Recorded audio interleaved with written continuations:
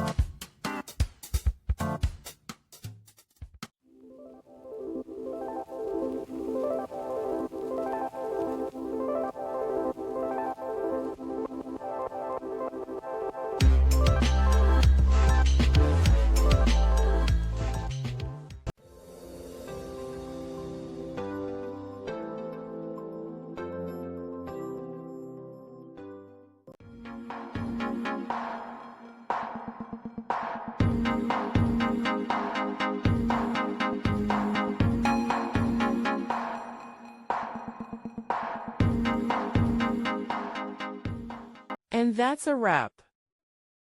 I hope you found the answer you were looking for. If you did, take a second to hit that subscribe button. It really helps out.